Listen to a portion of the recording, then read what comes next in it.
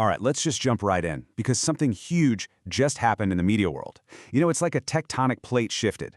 Comcast, we're talking one of the absolute biggest players out there, just completed a massive separation. They've literally split their empire in two, and in the process, created a brand new, totally independent company. And that, right there, is the big question, isn't it? It's really the whole reason we're doing this explainer. Why on earth would a behemoth like Comcast decide to just slice off a huge chunk of its business? We're talking channels you probably watch all the time. It seems kind of backward, right? Well, there is a fascinating story behind this move. Because at the end of the day, this isn't just some boring story about corporate finance and stock tickers. Nope, this is really a story about the future. It's about the massive disruption that's happening in media, and it connects directly to how you and me and, well, everyone else is going to be watching TV for years to come. So to really get why this happened, we've got to start with the core problem. And it's a challenge that, honestly, every single traditional media company is wrestling with right now. The slow, steady crisis that's hitting the classic cable TV business model. Now take a look at this, because this is where the rubber meets the road. This chart puts some real hard numbers on that crisis we're talking about. These are the actual revenues for the exact networks that just got spun off. So you see in 2022, they pulled in $7.8 billion. Fast forward just 2 years to 2024, and that's down to $7.1 billion. That's not a blip. That's a steady, undeniable downward slide.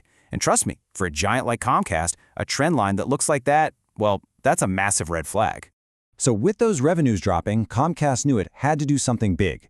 And they chose a very specific financial tool to tackle this problem. They went with what's called a spinoff. So what exactly is that?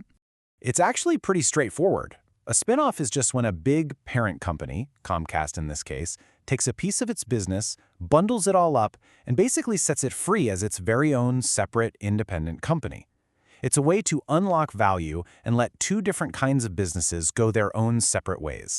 And here you can see exactly what that great divide looks like. So, on one side, Comcast held on to its crown jewels, the main NBC network, its huge bet on streaming with Peacock, and the reality TV powerhouse Bravo. But on the other side, a whole bunch of other stuff. Major cable networks like USA and Sci-Fi, the business news giant CNBC, and even digital brands like Rotten Tomatoes and Fandango. They all got packaged together to become this new company. So with that, let's properly meet the new kid on the block. Born from this massive corporate split, we now have a brand new company called Versant Media. And it's all official. On January 5th, 2026, the deal was done, and Versant Media started trading as its own public company on the NASDAQ. If you want to follow its stock, you can now look it up under the ticker symbol VSNT. This was the moment it really, truly went out on its own. And just look at the collection of brands it started with. It's actually a really diverse mix of assets. You've got those big cable channels everybody knows, USA, Sci-Fi, CNBC. Then you've got these super well-known digital brands, Rotten Tomatoes and Fandango, which are huge players online. And on top of that, a really solid footing in the sports world with the Golf Channel and Sports Engine. That is a serious portfolio right out of the gate. And to run this whole new show, Comcast tapped two of its own heavy hitters. The CEO, Mark Lazarus, and the CFO, Anand Kinney. Both of them came from top jobs at NBC Universal. So these guys know these businesses and this industry inside and out. Okay, now let's talk money. Because launching a new company in today's media world, that's a huge gamble. So what does Versant's financial picture actually look like on day one? The very first thing that jumps out is this number, $2.75 billion. That's how much new debt Versant took on as part of this whole deal. And get this, a big slice of that, about $2.25 billion, actually went straight back to Comcast as a kind of one-time payout. Now, I know what you're thinking. That number, it sounds like a ton of debt, right? But here's the thing, it's all about context. You have to look at their rivals. A lot of other big media companies are, frankly, drowning in debt. So when you compare them, Versant is actually starting out with what the pros are calling a conservative debt structure. And that's a really big deal. It means they've got way more financial wiggle room than a lot of the competition. And right here, this is where Versant's whole strategy really snaps into focus. Just look at this chart.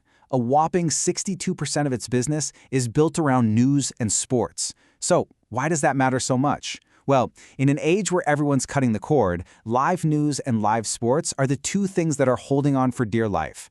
They're the things people still feel like they have to watch live. And you can just hear the confidence in that strategy coming straight from the new CEO, Mark Lazarus. He's basically saying that now that they're independent, Versant has the focus and the right set of tools to adapt and carve out a new path forward in this crazy changing world. So what does this all add up to? When you put all the pieces together, the spinoff, the debt, that laser focus on sports and news, what you see is a massive bet on a very specific idea about where the future of media is headed. So here's the game plan in a nutshell. Step 1. Double down on what's working, which is news and sports. Step 2. Use that financial flexibility they have to pour money into growing their digital stuff, like Rotten Tomatoes. Step 3. Actively try to find new ways to make money that don't depend on that shrinking cable TV bundle. And finally, Step 4. Keep an eye out for other companies they can buy that fit into this new, focused strategy. Which leaves us with this final and really critical question. Look, the logic makes sense, the brands are famous, and the leaders definitely know what they're doing, but the challenges they're up against are just enormous. So the real question for Versant, and maybe for the whole industry, is this. In a world completely dominated by streaming giants, can a company built on the bones of classic cable TV actually reinvent itself for a new era and win? That is the multi-billion-dollar question they're now going to have to answer.